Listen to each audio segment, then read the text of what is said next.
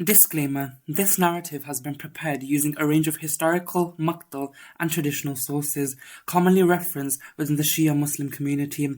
Extensive independent research has also been undertaken throughout its preparation, and every effort has been made to ensure its accuracy, authenticity, and respect in the presentation of the events of Karbala. The script has also been reviewed by multiple individuals within the Shia community, including lecturers, researchers, and those who have taken Hawza studies, both within the United Kingdom and internationally. Feedback, corrections, and adjustments have also been incorporated throughout the drafting process to improve the accuracy and presentation of the narrative. In addition, the narrative has been reviewed by a qualified Islamic scholar, and any recommendations, corrections, and amendments have been incorporated where appropriate before its public release.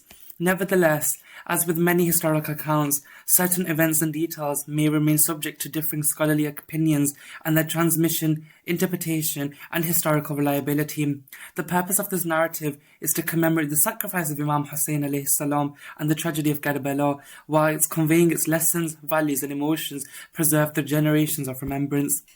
It's not intended to serve as a definitive Islamic or academic historical text. We encourage viewers and listeners to consult scholars and primary sources of further study and research. May Allah subhanahu wa ta'ala accept this humble effort in the service Imam Hussain and at the Ahlul Bayt, peace be upon them.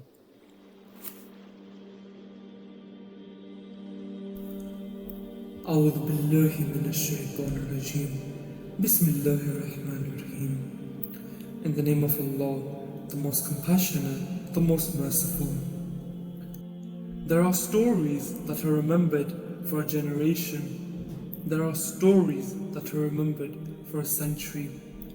And then there is Karbala, a story that has been told for over 1400 years. A story recited in homes, in mosques, in gatherings, in whispers, and through tears. Its heroes were not kings. They possessed no armies, no palaces, no wealth. Yet their names outlived empires. A boy who gave his life for his uncle. A prince who resembled the messenger of Allah. A flag bearer who rode towards the river. A child whose cradle became its battlefield. A daughter who watched her father leave for the final time. And a family who chose sacrifice over surrender, truth over survival, faith over fame. But Karbala was never meant to remain in the desert. Its message would travel across generations, across continents, across centuries, until it reached us. This series is not about a battle. It's about the people who stood within it, the sons, the brothers, the mothers, the daughters, the companions, and the sacrifices.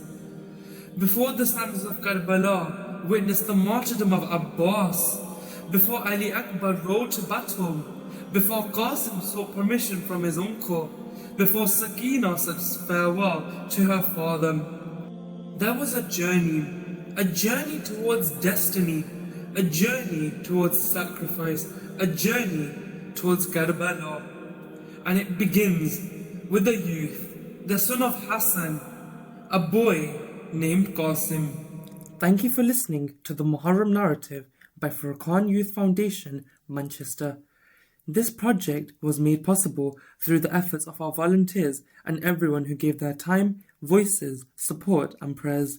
May Allah subhanahu wa ta'ala reward every person involved and allow this small effort to serve the remembrance of Imam Hussain alayhi salam.